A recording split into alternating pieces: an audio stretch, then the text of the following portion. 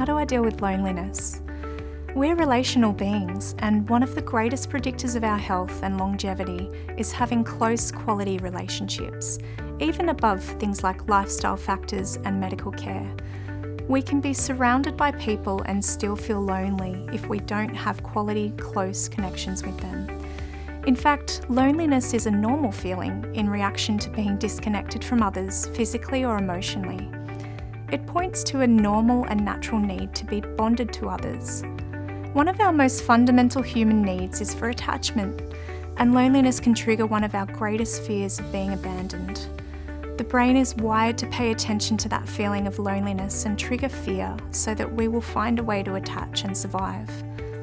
But it is important to distinguish between a feeling and a fact, and ask ourselves whether we're feeling alone or whether we are actually disconnected from others.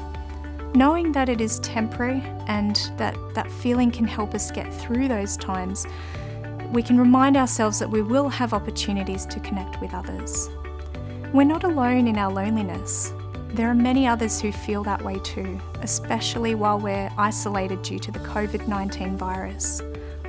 When we feel lonely, we can be triggered into negative self-talk, and we can fall into the trap of personalising our situation, such as thinking that we're alone because we're not worthy of other people's time or attention.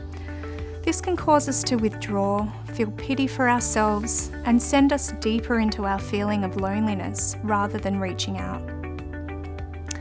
Loneliness can cause us to be self-focused and feel sorry for ourselves too. In reality, there are many people in the same situation. It always helps to look for the similarities in others rather than the differences. There are others who, like you, are looking for quality, close connection and are feeling especially isolated at the moment. It helps if we're able to speak up about our need for connection. These days, there are many different ways to find others with the same needs and interests. It can take effort, and it is a risk to be vulnerable with others, but be persistent in finding ways of connecting.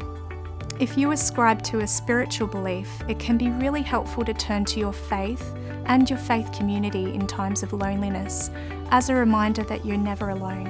If your feelings of loneliness are overwhelming or they go on for a really long time, it can lead to depression, so reach out to a health professional such as your GP or psychologist.